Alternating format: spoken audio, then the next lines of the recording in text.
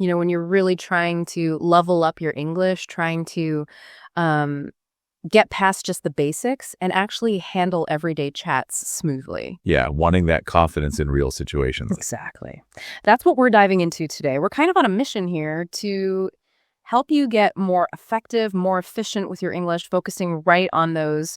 It's called Shadowing American English Speaking Practice, Learn English Conversation, Sex Out. Right. You get this really structured way to learn, and we're going to unpack it. Yeah, it's clever how they do it. They take this simple everyday conversation and break it down. First, you just listen. Then they pull out key vocabulary. Then there's this listen and answer bit, to check if you got it. Right, testing comprehension. And finally, shadowing practice. So our goal really is to pull out the best makes from each step and show you how this kind of practice can, sharpen your vocab, boost your listening, fix up pronunciation. And build that speaking confidence. Exactly. It's about getting a handle on practical English without, spending forever. Okay, so let's start with part 1, the listening practice. It's this conversation, Sally and Alex. And, Sally's pretty clearly upset with Alex. Yeah, definitely. And the way it kicks off is something you hear a lot when there's a problem brewing. Sally says, "You're not answering my calls. Are you mad at me?" Straight to the point. Very direct, yeah. It tackles the potential conflict head on. And Alex's reply, "Yeah, kind of. It's so casual, isn't it?" It is. It acknowledges the feeling, but doesn't really escalate things right away. Why do you think starting so directly works, or maybe sometimes doesn't work? I guess it cuts through the awkwardness, gets the issue out fast. True. For quicker resolution, maybe? I could also feel a bit, confrontational, depending on the tone, the relationship. Right. And then Sally immediately lays out the problem. "You promised to help me move last weekend, but you never showed up." Super clear. That word promised is doing a lot of work there. Sets up the expectation versus the reality. Totally. And Alex's reaction, also pretty standard stuff. "Oh no, I completely forgot. I'm so sorry." Yeah, the completely forgot bit. Okay. Yeah, we can analyze that one. But the quick sorry is definitely expected. Then Sally explains the impact. "It was really stressful doing everything alone." That grounds it. And it wasn't just an inconvenience. It caused her real stress. Right. And then Alex does this interesting thing. He says, "You're right to be upset, but please don't take it to heart." Yeah. That's a tricky one. He's validating her feelings, but also trying to minimize them a bit. Be upset, but not too upset. It's a delicate balance. It really is. Trying to move things along while still acknowledging the mistake. And then the crucial next step. "I'll make it up to you." Such a common phrase, right? Signals you want to fix things. Definitely. And Sally's response is perfect. How? Yeah, because just saying, "I'll make it up to you" can be a bit vague. Exactly. You need specifics. So Alex gives them, "Let me take you out for pizza and I'll help with anything else you need this week." Okay, so a social thing and practical help. Yeah, a pretty standard way to try and mend fences. Shows he's thought about it a little. And Sally's acceptance feels real, too. "Okay, that sounds fair. Just don't forget again." Accepts, but with a little warning. Yep. And Alex finishes with, "I won't promise." The reassurance. So looking at the whole thing, this little chat really maps out a common script for apologies and making amends in, American English anyway. Yeah, you see the steps. Complaint, admission, offer, acceptance. With caution, yeah. Recognizing that pattern can be super helpful. Okay, let's shift to part 2 then, the vocabulary section. They pull out 4 key phrases. First one, be mad at. Example was, Lisa is mad at her friend because he forgot her birthday. Pretty straightforward, means being angry with someone. And Sally used it right off the bat. Yep. Are you mad at me? Very natural, casual usage. Then they show up to arrive somewhere. Right, the example.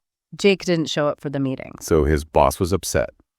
Ties directly back to Alex not showing up for Sally's move. It's simple, but carries that weight of unmet expectations. Definitely. Then don't take it to heart. Meaning don't get too upset or sad about something. Yeah, the example. You made a small mistake, but don't take it to heart. And Alex used that line, or something close to it. He did.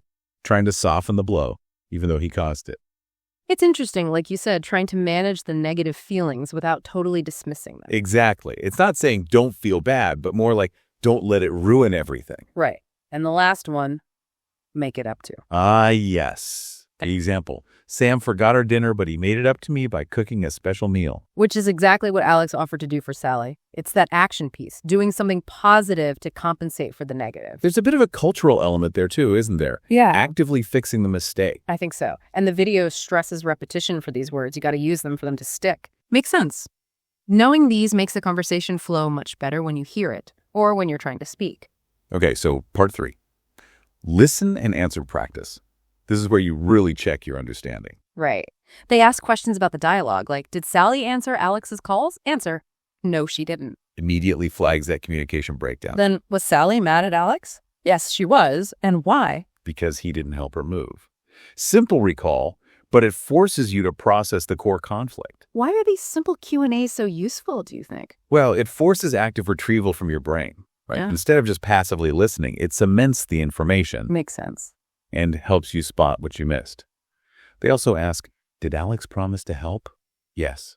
Did he show up? No. Really drilling down on that broken promise. And the apology, did Alex say sorry? Yes, he did. Highlighting that step. Then the resolution. Did Alex want to make it up to Sally? Yes. And the specifics. What did he offer? Pizza and help. See how it moves from general to specific details. Yeah. And the final bits. Did Sally agree? Yes. Did she ask him not to forget again? Yes, she did. So it confirms the outcome, but also that little lingering doubt from Sally. Even just listening to the questions and answers helps, but trying to answer them yourself first, that really makes you think. Definitely engages you more actively. Okay, final section. Shadowing practice. All right, so this is where you listen and repeat immediately, right? Trying to copy everything. Exactly. Pronunciation, rhythm, intonation, the works. The video specifically says focus on the rhythm and intonation. The music of the language. Yeah, stress patterns, the melody, not just the words, but how they sound.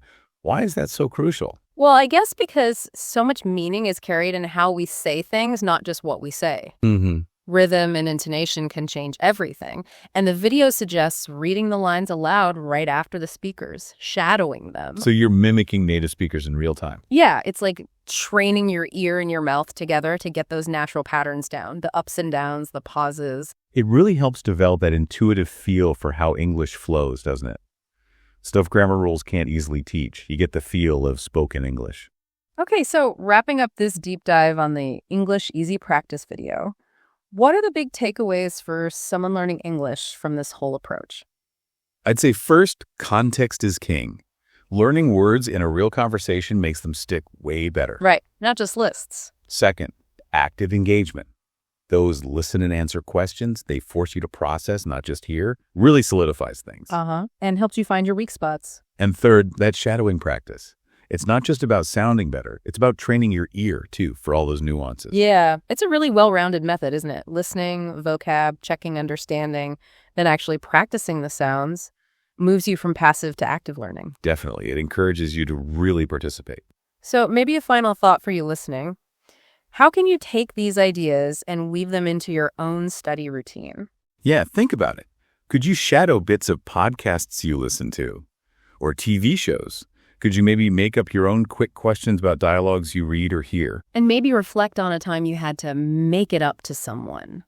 How would that conversation play out in English, using some of these phrases like show up or take it to heart? Just something to chew on as you keep exploring English.